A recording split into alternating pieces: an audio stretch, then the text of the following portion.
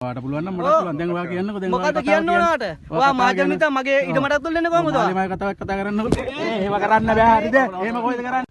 මෙයාට වීඩියෝ කරන්න එපා කියන්න. එතකොට ඔයා වීඩියෝ කරේ. ඔයා වීඩියෝ කරේ කොහොමද? තමුසේ එළියට යනකො මගේ ඊඩමෙන්. හරි.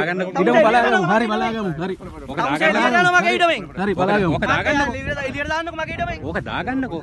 ඔයාගේ ඊඩමේ කියලා ඔයා ඔප්පු කරන්න මේක. ඒක තමයි මේ අපිට කරන්න දෙන්නකො මේක. ඔප්පු කරා තමුසේ එළියට යනකො මගේ ඊඩමෙන්. ඔයා අයිතුල් වීමට දාන්න කරන්නේ තමුසේ ඊඩමෙන් එළියට යනවා.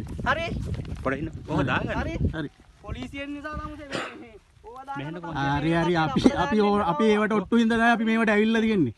ඔයිට වඩා දේවල් වලට ඔට්ටු හින්දා. ඔයිට වඩා පෙරුම දැක. මගේ ඊඩමට අයිතුලේ සැතුල් වෙලා තියෙනවා. මේ මහජන නියෝජිතයා. මහජන ඡන්දෙන්ලු පත් වෙලා ඇවිල්ලා තියෙනවා. අනුන්ගේ ඊඩම් වල ඔප්පු හොයන්න ඇවිල්ලා මහජන නියෝජිතයා. මෙයාලා මෙයාගේ ඊඩමලු මේ. මෙයාගේ ඊඩමලු මෙයා මේ බලහත්කාරයෙන් ඉඩම් ටික අල්ලගෙන මේ කරගෙන මිනිස්සුන්ට අහිංසක මිනිස්සුන්ට තර්ජනය කරලා මේ කරන පුජ්‍යලයා තමයි මේ ඉන්නේ. හරිනේ? එයා තමයි මේ ඉන්නේ. එන්න මහත්තයා. ඔයා මේ ඉන්නේ මේ පුජ්‍යලයා. මේක අපිට විසඳ ගන්න දෙන්න.